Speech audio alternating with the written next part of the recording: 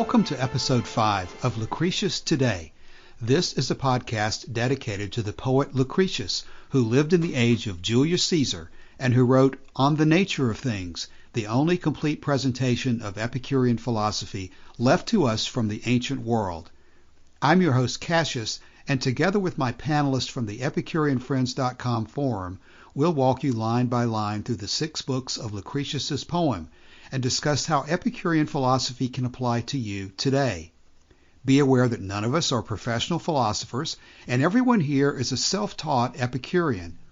We encourage you to study Epicurus for yourself, and we suggest the best place to start is the book Epicurus and His Philosophy by Canadian professor Norman DeWitt. Before we get started with today's episode, let me remind you of our 3 ground rules. First, our aim is to bring you an accurate presentation of classical Epicurean philosophy as the ancient Epicureans understood it, not to tell you our opinion of what we think Epicurus might have said or should have said. Second, we won't be talking in this podcast about modern political issues. How you apply Epicurus in your own life is entirely up to you.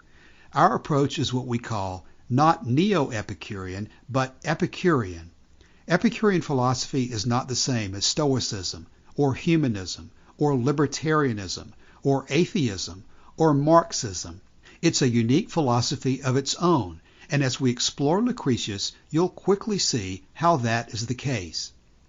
Third, Lucretius will show us that Epicurus did not advocate a life of luxury, as some people say, but neither did he advocate a minimalist, simple life, as others say. Epicurus taught that feeling, pleasure, and pain are what nature gave us to live by, and not gods, idealism, or virtue ethics.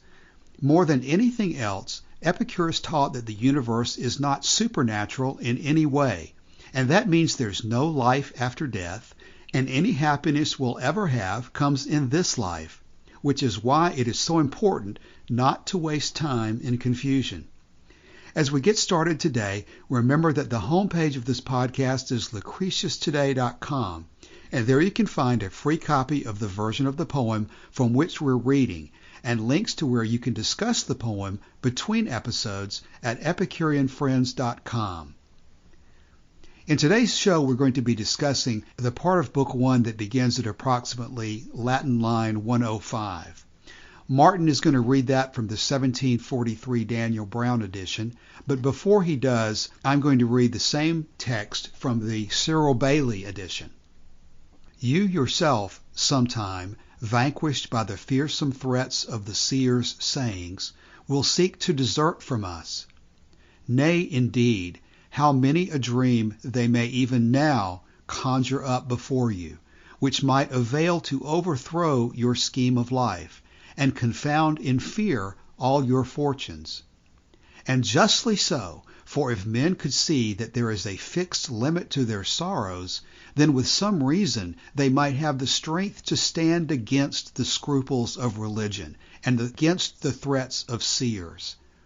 As it is, there is no means, no power to withstand, since everlasting is the punishment they must fear in death.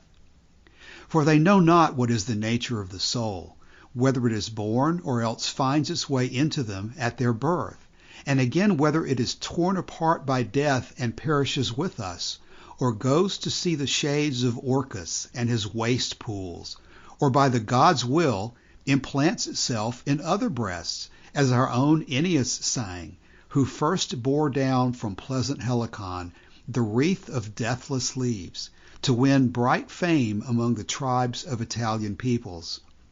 And yet despite this, Ennius sets forth in his discourse of his immortal verse that there is besides a realm of Acheron, where neither our souls nor bodies endure, but as it were images, pale in wondrous wise. And thence he tells us that the form of Homer, evergreen and fresh, rose to him and began to shed salt tears, and to converse to reveal the nature of things. Therefore we must both give good account of the things on high, in what way the courses of sun and moon come to be, and by what force all things are governed on earth. And also, before all else, we must see by keen reasoning whence comes the soul and the nature of the mind, and what thing it is that meets us and frightens our minds in waking life when we are touched with disease, or again when buried in sleep, so that we seem to see and hear hard by us those who have met death and whose bones are held in the embrace of earth. Now Martin will read the 1743 version of the same text and we'll begin our discussion. But still I fear your caution will dispute the maxims I laid down, who all your life have trembled at the poet's frightful tales. Alas, I could even now invent such dreams as would pervert the steady through the reason and make your fortunes tremble to the bottom. No wonder, but if men were once convinced that death was the sure end of all their pains, they might with reason then resist the force of religion, and contemn the threats of poets. Now we have no sense, no power to strive against prejudice, because we fear a scene of endless torments after death.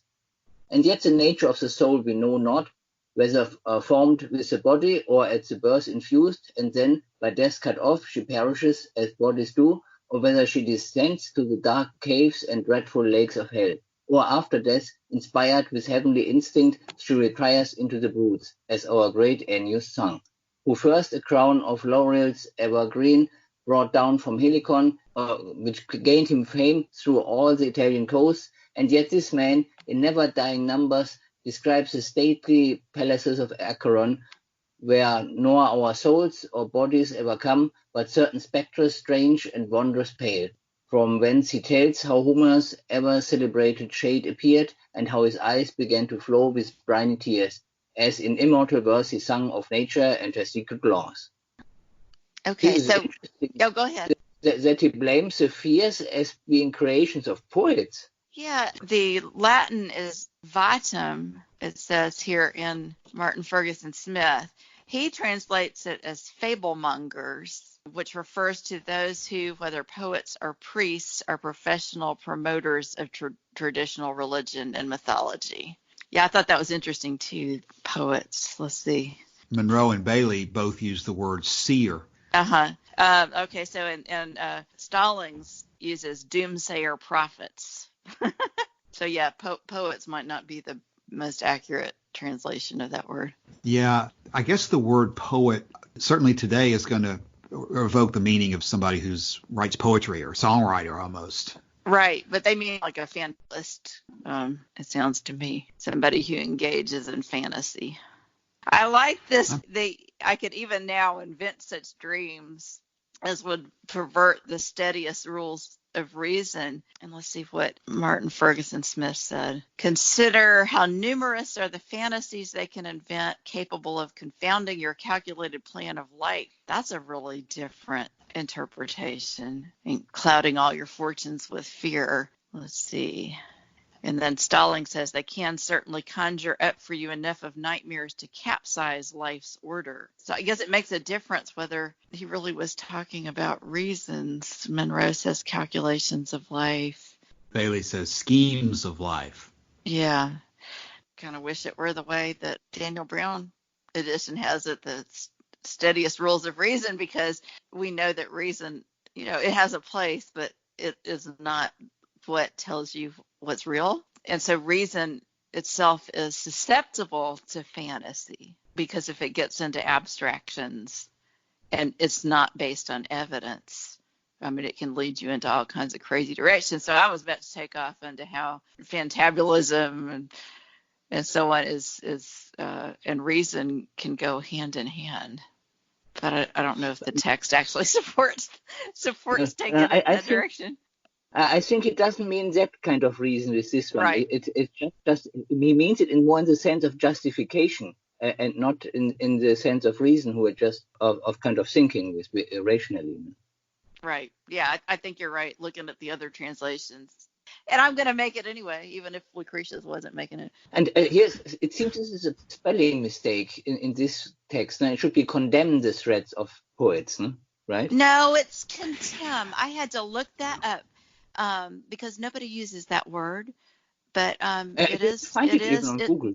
It's in Merriam-Webster. It's from the Latin word contemnere, and let's see. Let me go to the page again. I had Contempt. it pulled up. Yeah, it's more of a contempt than condemn, scorn, disdain. So, I think that's the right word.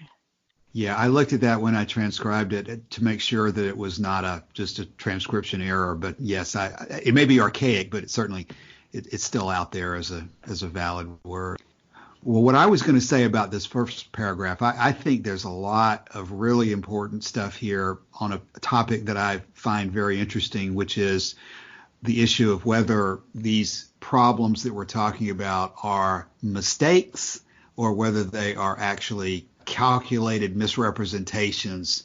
And I think probably there's a lot of both that exist out there in the world, from people who come up with the wrong answers to life in a very innocent or mistaken way. But what this is also talking about is that these poets or seers have actually frightful tales that pervert the calculations of life and make you tremble. So that I think he's acknowledging here that it's easy to make mistakes, and many people are absolutely innocent in repeating these errors about life after death and punishment and hell, reward in heaven. But there are others who are just really intentionally doing this. They're not just innocently repeating mistakes.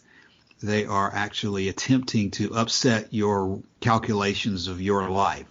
Yes, yeah, I think that's a really important point, because, and you know that because I could do that, right? I could even invent these dreams that would turn everything upside down for you. So if I could do that, I'm saying that these other people have done that. They have invented this stuff. It is really easy for people to see that today. Let's say they have one religion, like in the U.S., most commonly Christian, and they'll look at, say, the Mormons and be completely able to realize how ridiculous it is that there is this angel and the tablets and people are going to be gods of their own planet and all this kind of wild sounding stuff. But then they look at their own religion and they can't recognize that it's completely as bizarre if you're not in that religion. So if you remember that you can, and recently people have made up their own religions. There have been, like, what was that cult that they went up committing suicide where they believed in aliens? And no, not Jim Jones. It was this group. It was like a sci-fi cult, I think, in California. But anyway, there have been all sort of bizarre. We continue to get bizarre cults that most people recognize as that's just wild. That's obviously not true.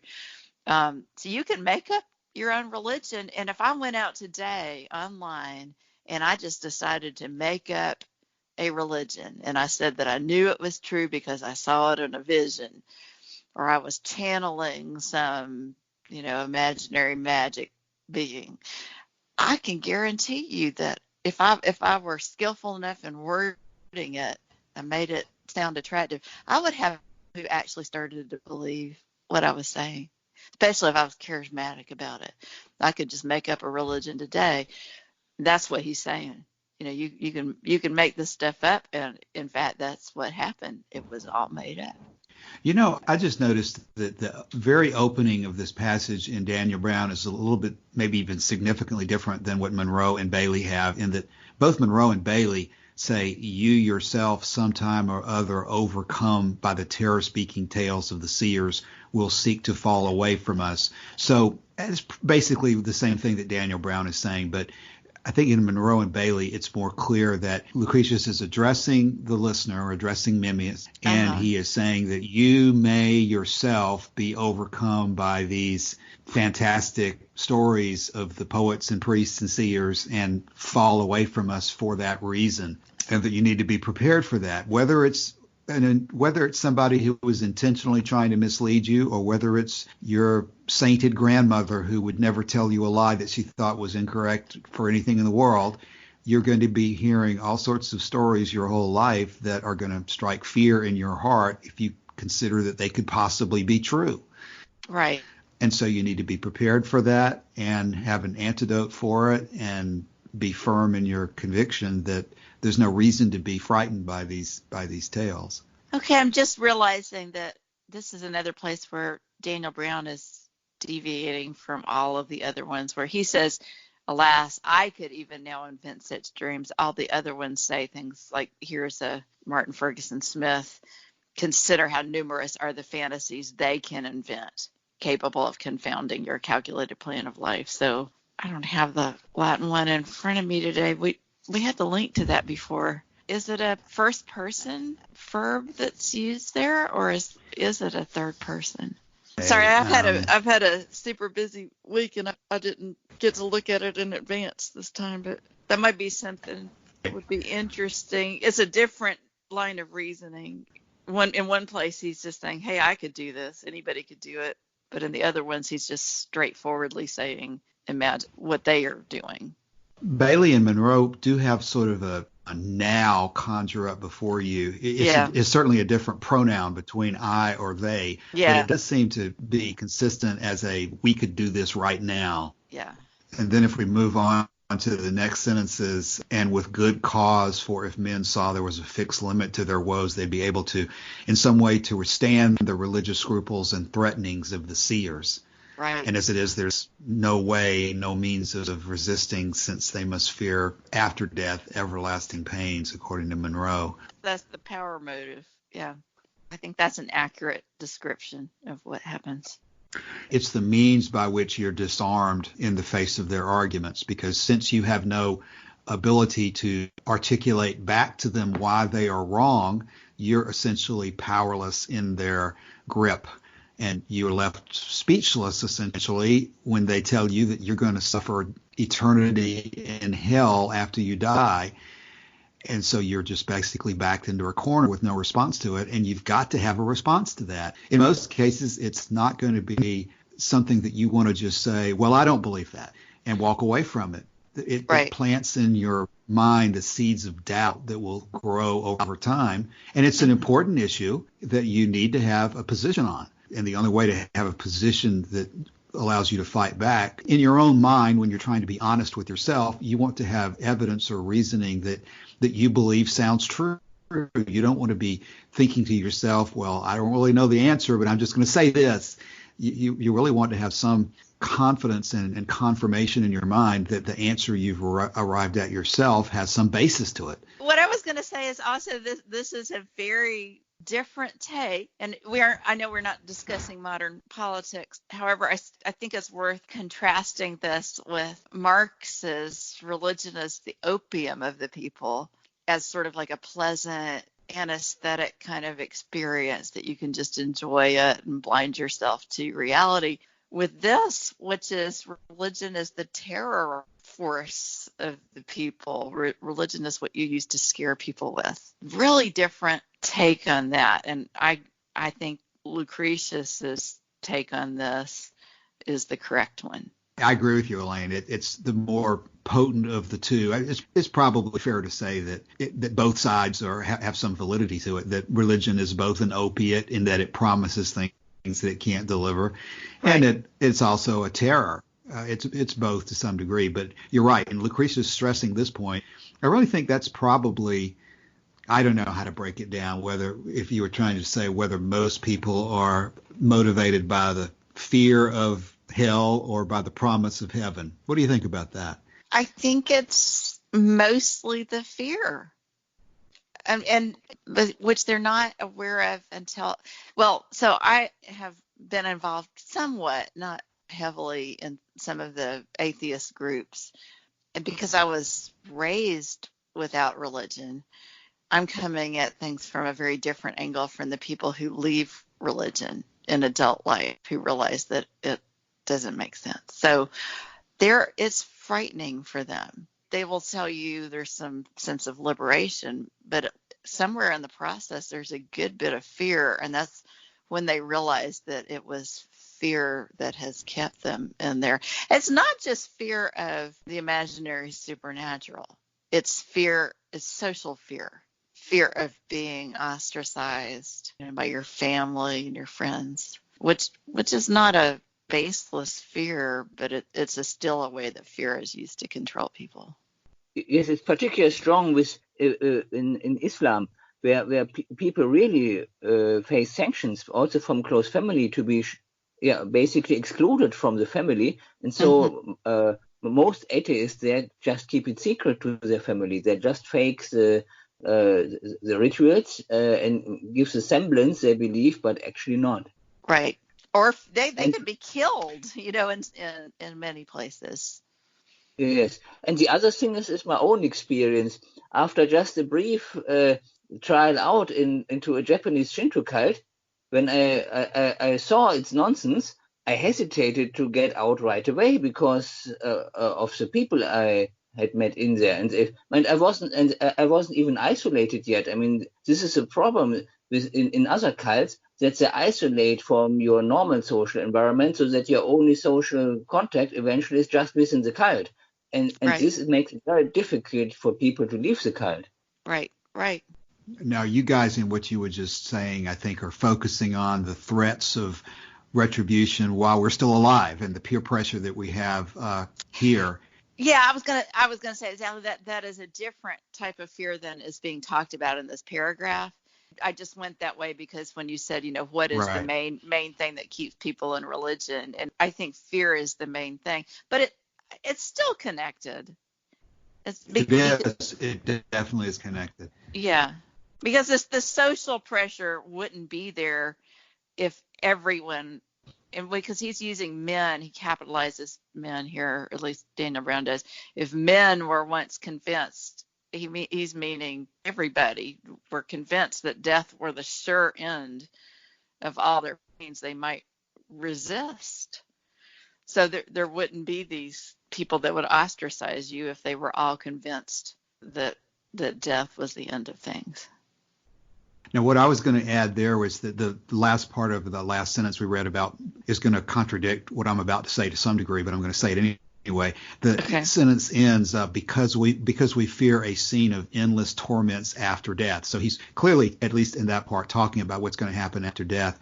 What I was going to say, though, is that when we were talking about how people today are motivated, perhaps there is a difference between today and this ancient Greek and Roman world that he's talking about, because it's my understanding that for example, the Stoics and some of these other, maybe even the ordinary Greek and Roman presentation of this, it's not clear to me that they really focused on what's going to happen after death in terms of, I don't understand that they had a strong idea of heaven and all these things. I guess there's Elysian fields and so forth. Maybe I'm probably just going to edit out everything I was just saying, but I just don't have this impression that they were as focused on, like, for example, as we start talking about this next paragraph, he's talking about, I don't know the details of the Homer story of Ennius talking about what happens after death, or the very last part of the next paragraph is going to talk about Homer's shade appearing. I just don't have this impression that the Romans and Greeks thought that we were going to live an eternity in some kind of an afterlife. Maybe they did. The Greeks definitely believed that, but they didn't know heaven. It was actually some kind of hell, no? The soul would eternally stay in that state. No? So this was basically a big progress then when Christianism came up and then gave hope. No? I think this is why one reason why Christianism managed to gain enough traction to become the state religion, because people actually liked that more than what their traditional religion.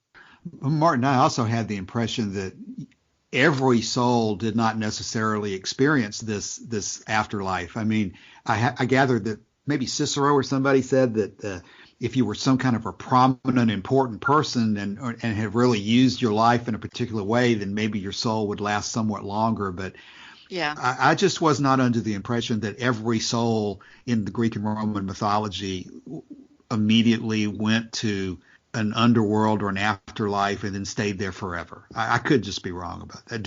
Elaine, do you have a general understanding?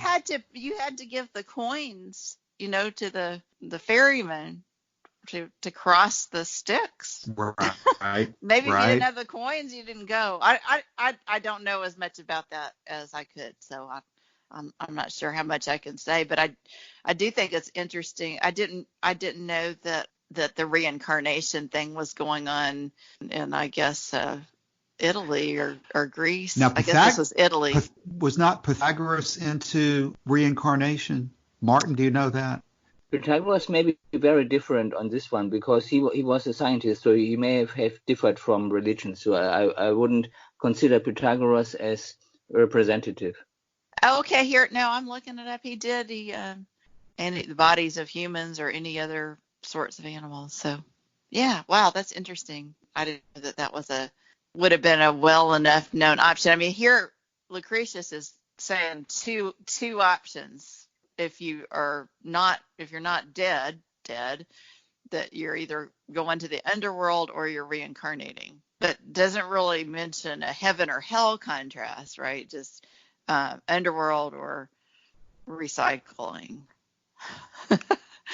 Elaine, right. Elaine, it's been a while since we read the second paragraph. Do you want to read the second paragraph again? Let me do Monroe. Okay. For they cannot tell what is the nature of the soul, whether it be born or on the contrary finds its way into men at their birth, and whether it perish together with us when severed from us by death, or visit the gloom of Orcus and wasteful pools, or by divine decree find its way into brutes in our stead, as sang our Aeneas, who first brought down from delightful Helicon a crown of unfading leaf, destined to bright renown throughout Italian clans of men. Let me stop there. So that's it. That's the either or. There's three options. Yes. Either you're dead, or you're underworld, or you're recycled. Right. And of course, he starts out by saying that we don't know. The problem is we don't know the answer to that question about which of those options is really the case. And we therefore need to understand, need to have a position on that. Right. He is setting this up as not a good contrast. Here's Bailey, the shades of Orcus and his waste pools. Yikes. That doesn't sound like something that he's saying that people would want, that they would enjoy, as an alternative. Right. Oh, listen to this. Next sentence? Let me read Martin Ferguson Smith's translation. Or whether it visits the gloom and yawning wastes of Orcus. Yeah. Gee whiz. Yeah. So you want me to read the next? Okay. And yet, despite this. Oh, okay. From the Monroe, since I started there. And yet, with all this, Ennius sets forth that there are Epicurean quarters publishing it in immortal verses, though in our passage thither neither souls nor bodies hold together, but only certain idols pale in wondrous wise. From these places, he tells us, the ghost of ever living Homer uprose before him and began to shed salt tears and to unfold in words the nature of things.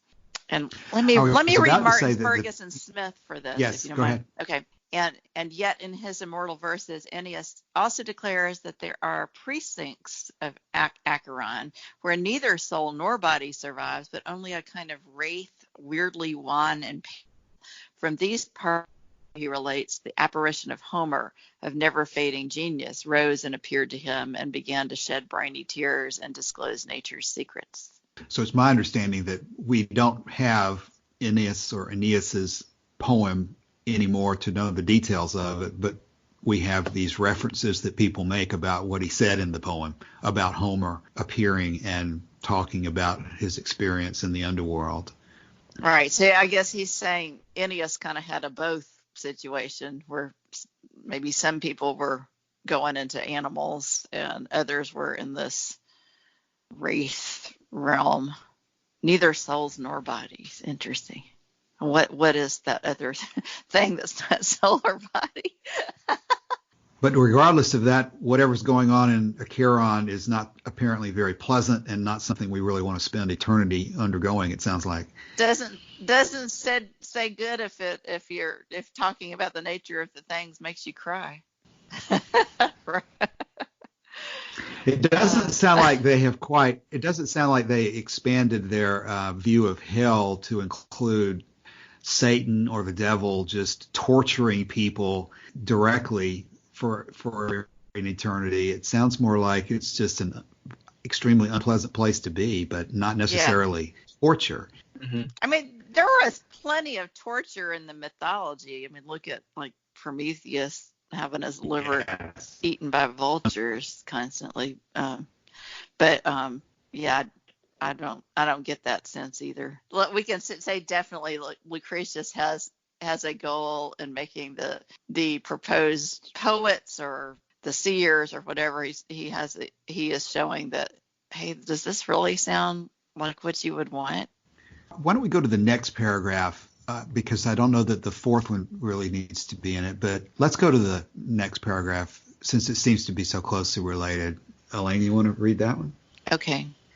Wherefore we must well grasp the principle of things above, the principle by which the courses of the sun and moon go on, the force by which everything on earth proceeds. But above all, we must find out by keen reason what the soul and the nature of the mind consist of, and what thing it is which meets us when awake and frightens our minds, if we are under the influence of disease, meets and frightens us too when we are buried in sleep, so that we seem to see and hear, speaking to us face to face, them who are dead, whose bones earth holds in its embrace. It seems to me this is a continuation of the point that we've been making from the beginning of this set of passages, that as a result of these threats, as a result of these problems, in order to prevent living in fear of these threats from the priests, we therefore must grasp the principle of the way the universe works, the way the sun and the moon go by, and whether there's a God that's making it happen or whether it happens naturally. And that above all, even more so than understanding how the sun and the moon go around, we have to understand what our soul is and what our mind is, and therefore whether it's going to survive death or not. It's interesting that the specific example that he uses here, in addition to understanding the nature of the soul, we have to understand what it is that we confront in dreams, and what illusions or how things might arise. That if we think we see or hear somebody speaking to us who we know is dead, how could that happen? And how could that experience take place? And yet the priests are still not telling the truth. It's Yes. not the explanation that the priests are suggesting. What is the explanation for these things that you do hear people say at times? And I suppose even in my own experience, I've had people who I respect and admire telling me that they've had strange experiences where they think they've heard someone speaking to them who we all know is dead. And okay, that person may have serious psychological issues and serious clinical issues. That's what we want to understand, is that clinical or psychological or other type issues can create these phenomena. And it's not just that these people who are dead are living in another dimension waiting to contact us like ghosts, or like some people will say. Great. So Okay. I'm not going to claim to have done an extensive literature search, but as we were talking, I know that I remember having read that there's a pretty high prevalence of hallucinations after someone has died. So I'm just pulling up this one article here. Haven't really fully evaluated it, but this is from the Journal of Affective Disorders, 2015. The study of post-bereavement hallucinatory experiences, a critical overview of population and clinical studies. And this is a systematic review. Overall evidence suggests a strikingly high prevalence of post-bereavement hallucinatory experiences, ranging from 30 to 60% among widowed subjects, giving consistency and legitimacy to these phenomena, by which he means that they're not pathologic, that they're normal human experiences, not that they're real. So I don't think you have to have a clinical disorder other than grief to have these hallucinations. And I think it's great that this comes up here in this place in the poem, because it brings up that it's not just the fantasies of the seers that we're being bombarded with, but there are things that our own minds do. And so if we don't know the truth, we won't know what to make of that. And we might go with those fantasy tales instead of with what's real. he's mentioning what happens to us under the influence of disease, or what happens when we're asleep in this passage. Right.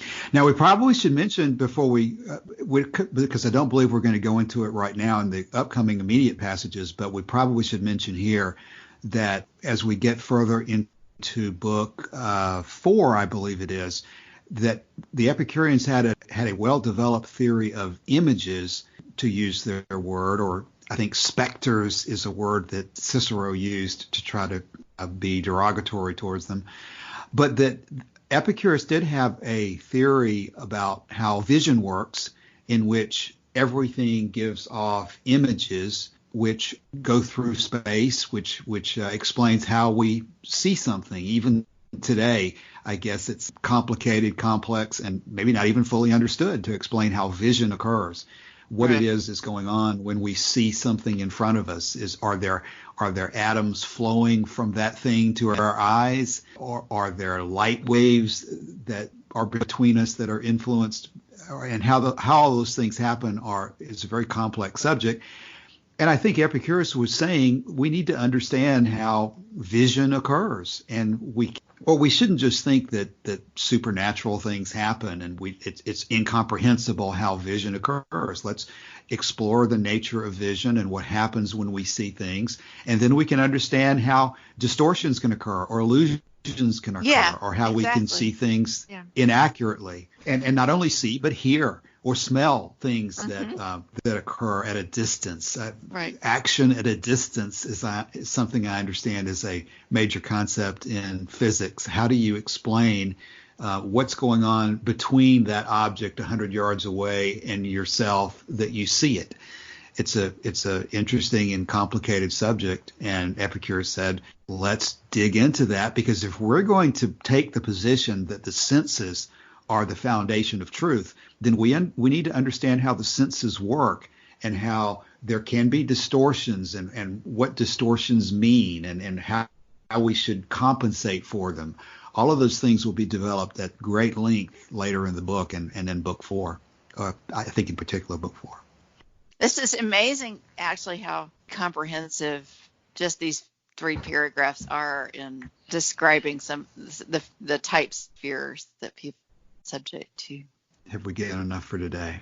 I really feel like this is probably enough. If we make them too long, I'm not sure. Yeah. I think the shorter podcasts are usually better. Right. And then people can listen to more than one in a row if they want to. They can binge listen to us. That's right. So shall we summarize what these have meant, or is there anything else to pull out of these?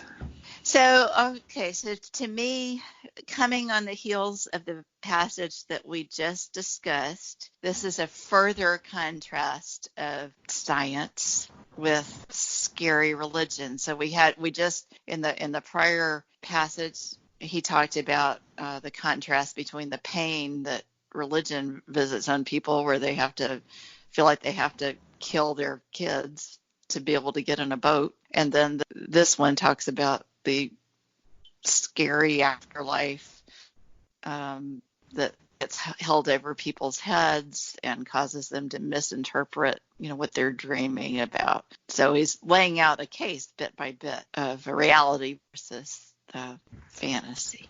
And a part that I think I would emphasize here is just, again, going back to that first sentence, that you yourself, sometime vanquished by fearsome threats of the seers' sayings, will seek to desert from us, with the point being that I think today a lot of people have a tendency to think that Lucretius is not an important book to read in order to understand Epicurus. They go right to the ethics. They go right to some of the letters about pleasure and how to live, and they think that that's basically all there is to it.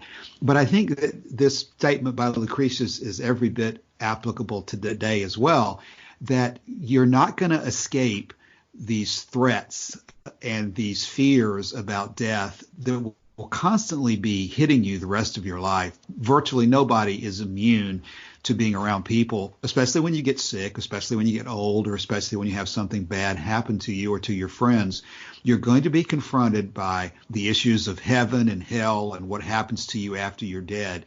And you need to be ready for that. You need to have an understanding of the way things work and what your soul and your mind really are, so that you're not misled into all sorts of crazy things by wondering about punishment or reward after death.